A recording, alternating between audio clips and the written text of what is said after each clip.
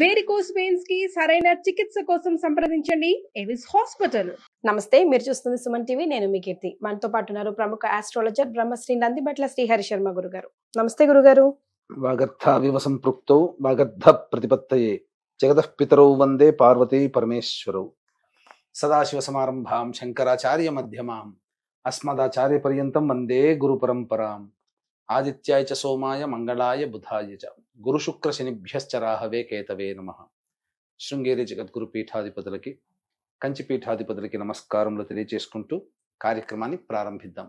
గురుగారు, దత్త జయంతి ఈ రోజున పిల్లలు బాగా చదువుకోవాలన్నా, లేకపోతే పిల్లలు బాగా మారం చేస్తున్నారండి, అసలు మాట వినట్లేదు అనుకున్న వాళ్ళకైనా, బాగా ఆర్థికంగా ఇబ్బందుల్లో ఉన్న వాళ్ళకి ఆ ఇబ్బందుల నుంచి బయటపడాలన్నా, లక్ష్మీ కటాక్షం కలగాలన్నా, అసలు ఆ గురుని కటాక్షం కలగాలంటే ఈ రోజున ఎలాంటి పరిహారాలు పాటించవచ్చు అంటారు? దత్త జయంతి మార్గశిర మాసములో చతుర్దశి తిథి రోజున బుధవారము కృత్తికా నక్షత్రం ఉండగా దత్తుడి యొక్క జన్మ జరిగింది. కాబట్టి లోకాచారముగా అనాదిగా వేల సంవత్సరాల నుంచి మార్గశిర పౌర్ణమిని దత్త జయంతిగా ఆరాధన చేసుకునే సాంప్రదాయం మనకుంది. కాబట్టి ఈ డిసెంబర్ 15వ తారీఖు రోజున దత్త జయంతి మనకున్నదమ్మా. ప్రధానంగా అంటే దత్తుడు జన్మించినటువంటి రోజున కాబట్టి ఆ రోజున చేయవలసినటువంటి పరిహారాలు ముఖ్యంగా పిల్లలు విద్యలో పైకి రావడం కోసం, అలాగే ఉద్యోగ ప్రాప్తి, ధన ప్రాప్తి, ఆర్థిక సమస్యల నివారణ కావడం కోసం, చేస్తున్నటువంటి పనులలో అనుకూలత కోసం, అలాగే వివాహము కావడం కోసం, ఇంకా చెప్పాలంటే చక్కటి సంతానాన్ని అనగా దత్తుని అనుగ్రహంతో సంతానం పొందితే ఆ సంతానం వల్ల ఆ యొక్క కుటుంబం అభివృద్ధిలోకి వస్తుందమ్మా. ఆ విధమైనటువంటిది.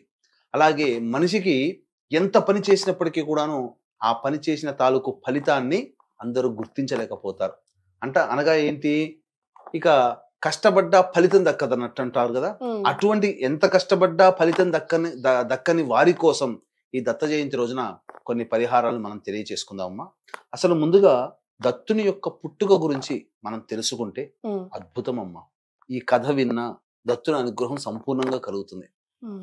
అందులో మీరు నవగ్రహాల గురించి విశ్లేషణ చేసినప్పుడు గురుబలానికి సంబంధించి ఎప్పుడు దత్తాత్రేయ స్వామి వారి పేరు ఎక్కువ శాతం తీసుకుంటూ ఉంటారు. అంటే ఈ రోజుని అంత విశేషంగా ఉపయోగించుకున్నామంటే మన జాతకం మెరుగుపడ్డట్టే. అందుకే ఇప్పుడు గురుగారు చెప్పే కథ మాత్రం మనందరం వినాల్సిందే. దత్తాత్రేయ యొక్క పుట్టుక గురించి చూసుకున్నట్లయితే పూర్వము అనగా ఒకానొక యుగంలో అనగా సత్యయుగంలో విష్ణు భగవానుని వేణోళ్ల ఆరాధన చేసినటువంటి ఫలితంగా విష్ణు ప్రత్యక్షమవుతాడు నారదుడికి. నన్ను చాలా సంతోషపెట్టావు నారద, నీకేం వరం కావాలి కోరుకోనగా, నీలో ఉన్నటువంటి సత్వరూపాన్ని నేను చూడాలనుకుంటున్నాను స్వామి అని చెప్పగా, భూలోకంలో నీకు అది సిద్ధిస్తుంది, వెళ్ళు అని అంటాడు. అలా భూలోకంలోకి రాగానే అనేక ఆశ్రమాలు తిరుగుతుంటాడు. అత్రి మహాముని ఆశ్రమానికి వెళతాడు. ఆ సమయంలో అత్రి మహాముల వారు ఉండరు, కానీ వారి భార్య అనసూయాదేవి మాత్రం ఉంటుంది. రాగానే మునీశ్వరుడు వచ్చాడని చెప్పి అతిథి సత్కారాలు చక్కగా చేసి భోజన తాంబూలాదులు ఇచ్చి సంతృప్తి చెంది ఆ నారదుల వారిని పంపిస్తుంది. ఈ విధమైనటువంటి సంతోషం పొందినటువంటి నారదుల వారు వైకుంఠానికి వెళ్ళి లక్ష్మీ అమ్మవారు ఉండగానే విష్ణు దగ్గర ఆ యొక్క అత్రి మహాముని భార్య అయినటువంటి అనసూయాదేవి గొప్పతనం గురించి చెప్తున్నారు. సహజంగా ఎలా ఉంటుందమ్మా, ఆడవాళ్ల ముందర ఇంకొక ఆడవాళ్ళని పొగిడితే ఊరుకుంటారా? అసూయ ఉంటుంది. అలాగే లక్ష్మీ అమ్మవారికి కూడా అసూయ కలిగింది. అయితే నా భర్తను పంపిస్తాను, ఆమె ఏటి పాతివ్రత్యం నేను కూడా చూస్తాను అని చెప్తుంది.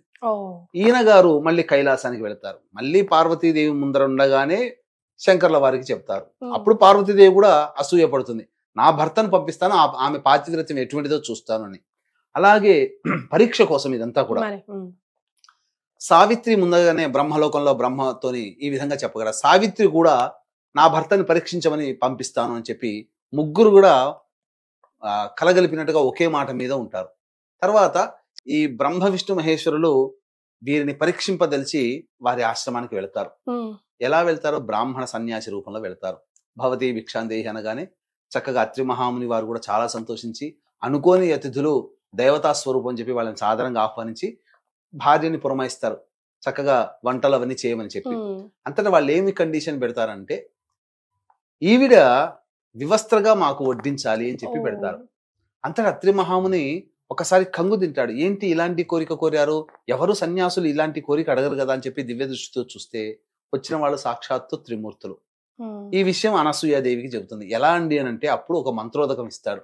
ఆ మంత్రోదకం ఆ భర్త యొక్క చెప్పినటువంటి మంత్రోదకాన్ని మనసులో స్మరణ చేసుకొని ఆ ముగ్గురు మీద చల్లగానే వాళ్ళు పసి బాలులు అయిపోతారు, చంటి పిల్లలు అయిపోతారు. అప్పుడు వాళ్ళని ఆలనా పాలన ఇచ్చేసి చక్కగా వారిని ఊయల్లో వేసి చక్కగా ఆడించుకుంటూ ఉంటుంది. ఇక్కడ త్రిమూర్తులు లేరు.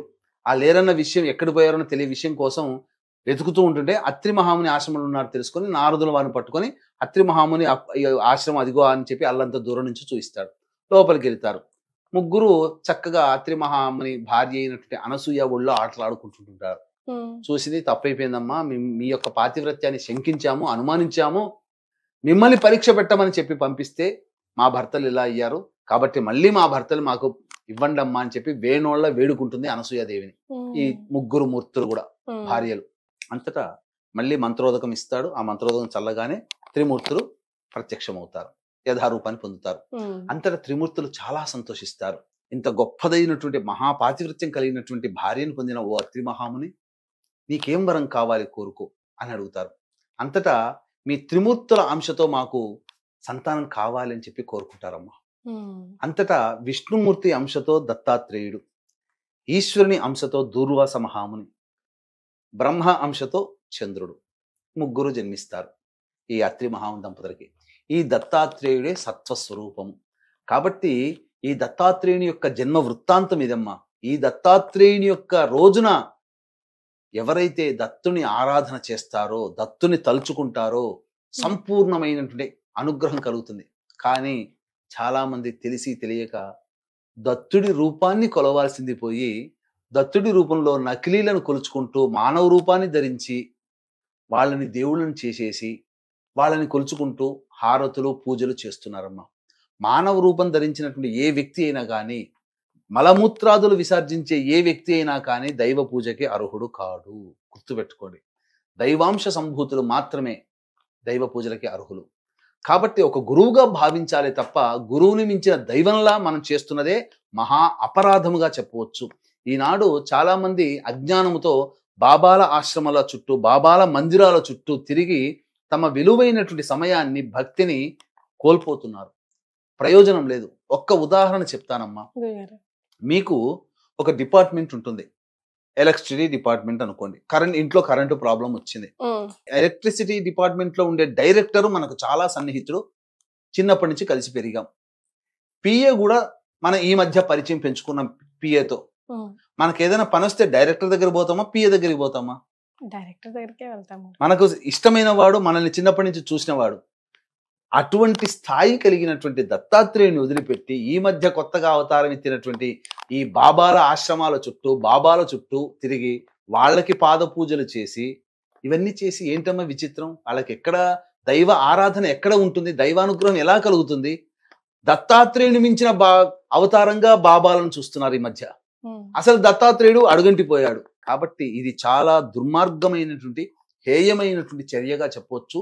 కనీసం దత్తాత్రేయ జయంతి రోజునైనా కానీ దత్తాత్రేయుని ఆరాధన చేసే అలవాటు పెట్టుకోండి. ఇంకొక విషయం చెప్తానమ్మా, ఇంట్లో గడ్డాలు, మీసాలు కలిగినటువంటి విగ్రహాలు కానీ, ఫోటోలు కానీ ఉండకూడదు. పూర్వకాలంలో ఉంచుకునేవాళ్ళు కారు.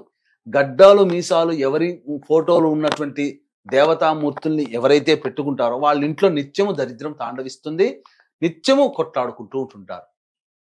ఈ మధ్య అనేక వివాదాలు చూస్తున్నాం కదా. కాబట్టి అటువంటి పూర్వం లక్ష్మీనరసింహస్వామి విగ్రహాన్ని చూసారా మీ చిన్నతనంలో?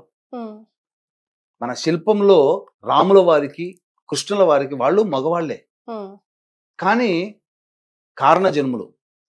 మరి వారి విగ్రహాలు, పూజించే విగ్రహాలకు ఎక్కడైనా మీసాలు, గడ్డాలు ఉంటాయా? శిల్పశాస్త్రం ఒప్పుకోదు. కాబట్టి అటువంటి గడ్డాలు, మీసాలు ఉన్నటువంటి విగ్రహాలు కానీ, చిత్రపటాలని కానీ పూజించడం హైందవ సాంప్రదాయం కాదు. ఇది. ఇక మనం పరిహారాల గురించి తెలుసుకుందాం. ముఖ్యంగా 2 పరిహారాలు మాత్రం చేసుకోవచ్చునమ్మా. ఒకటి మనం చెప్పుకునేటువంటి పరిహారం ఏంటంటే, చక్కగా సమయం చూసుకొని సమయాన్ని పెట్టుకొని కేవలం ఆ రోజు మొత్తం పెట్టుకోవాల్సినటువంటి పరిహారం. ఇంకొకటి, సమయం లేకపోయినా ఉన్న కొద్ది సమయంలోనైనా భక్తితో చేసుకున్న దేవతానుగ్రహం కలుగుతుంది. ఈ 2 పరిహారాలు చెప్పుకోవచ్చమ్మా. వీక్షించేటువంటి ప్రేక్షకులకి గమనిక, జాతకరీత్యా కలుగు విద్య, వివాహ, ఉద్యోగ, దాంపత్య, సంతాన, అనారోగ్య సమస్యల నివారణకి మరియు గోచార రీత్యా వృషభ, మిథున, కర్కాటక, సింహతుల, వృశ్చిక, మకర, కుంభ, మీన రాశిలో జన్మించిన వారికి శనిదోష పరిహారార్థమై సర్వదోష నివారణ పూజల, హోమాలు మహామహిమాన్వితమైనటువంటి సుప్రసిద్ధ కాశీ క్షేత్రంలో దత్త జయంతి సందర్భంగా డిసెంబర్ 15వ తారీఖు రోజున పర్ హెడ్ 1500 రూపాయలకి చేయించడం జరుగుతుంది. అవకాశం ఉన్న వాళ్ళు కార్యక్రమ తదనంతరం కాంటాక్ట్ చేసి మీ గోత్రనామాలు నమోదు చేసుకోవచ్చు. ఈ డిసెంబర్ 15 ఆదివారం అయింది, కలిసి వచ్చింది. ఆ రోజంతా సెలవు దినం కాబట్టి బ్రహ్మముహూర్త కాలంలోనే లేచి కాలకృత్యాదులు తీర్చుకొని ఉదయిస్తున్నటువంటి సూర్యుడికి ఒకసారి నమస్కారం చేసి 3 సార్లు అర్ఘ్యం ఇచ్చి సూర్యాష్టకం 6 సార్లు పారాయణం చేసి ఇంట్లో ఆవు నేతితో దీపారాధన చేసి అప్పుడు దత్త చరిత్ర పారాయణం చేయాలి. గురు చరిత్ర అనగానే ఈ మధ్య కొత్తగా పుట్టుకొచ్చినటువంటి సచ్చరిత్రలు చదువుతున్నారు. కాదమ్మా, గురు చరిత్ర అంటే దత్తాత్రేయుని చరిత్రే. అది కూడా గోరఖ్పూర్ గీతా ప్రెస్ వాళ్ళు ప్రచురించిన దత్త చరిత్ర ప్రామాణిక గ్రంథం. ఇక ఈ మధ్య పిఠాపురంలో కూడా ముద్రిస్తున్నారు, కానీ అవైదికమైనటువంటి సాంప్రదాయం అందులో ఉంది. మన ధర్మం కాని ధర్మం అందులో ప్రచురించబడి ఉంది. కాబట్టి పిఠాపురం వాళ్ళు ఇచ్చేటువంటి దత్త చరిత్ర పారాయణ గ్రంథం పారాయణానికి పనికి రాదు.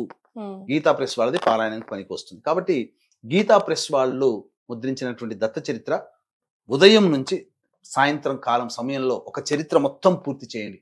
ఉపవాసం ఉండండి ఆ రోజు.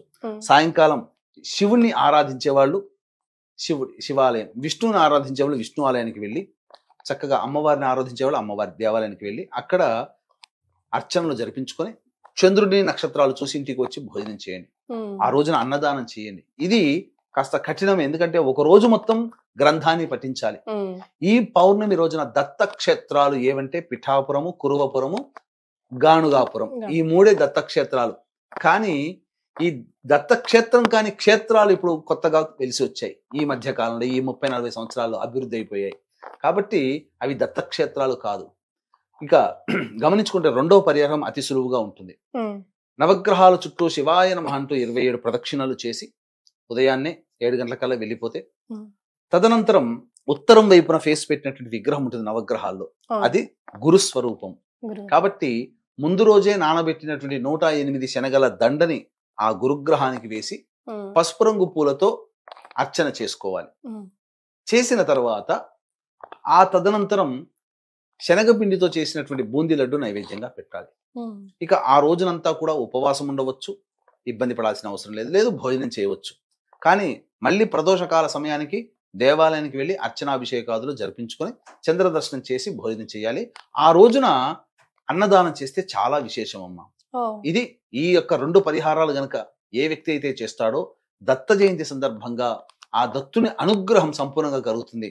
ఒక్కసారి మనం పారాయణం చేసామా, 108 పారాయణాలు చేసిన పుణ్య ఫలితం దత్త జయంతి అయినటువంటి డిసెంబర్ 15వ తారీఖు రోజునే వస్తుంది. కాబట్టి చాలా చక్కగా ఈ వచ్చినటువంటి సమయాన్ని అందరూ వినియోగించుకొని అసలు సిసలైన దత్తాత్రేయుని మాత్రమే ఆరాధన చేయండి. మిగతా మనుషులుగా పుట్టి మనుషులుగా చనిపోయినట్లు వ్యక్తులు దత్తునిగా ఆరాధన చేయకండి. ధర్మాన్ని పాటించండి, ధర్మాన్ని రక్షించండి. గురుగారు, గాంగాపురం టాపిక్ వచ్చింది కాబట్టి నెగిటివ్ పవర్స్ ఉన్నా కూడా, లేకపోతే కొంచెం మెంటల్లీ ఛాలెంజ్డ్ ఉన్న వాళ్ళు కూడా గాంగాపూర్లో దత్తాత్రేయ ఆరాధన చేస్తే చాలా మంచిది, నిద్రిస్తే చాలా మంచిది అంటారు కదా. అలాంటి వాళ్ళకి కూడా సూచించండి గురుగారు, బికాస్ ఆ రోజుని సద్వినియోగం చేసుకోవచ్చు కదా. మనకున్నటువంటి 3 దత్త క్షేత్రాల్లో ఈ క్షేత్రం చాలా గొప్పదమ్మా. గాంగాపురం సాక్షాత్తు అవతార స్వరూపంగా ఉన్నటువంటి నృసింహ సరస్వతి స్వామి వారు అక్కడ ఉన్నటువంటి సందర్భం, తపస్సు చేసినటువంటి సందర్భం.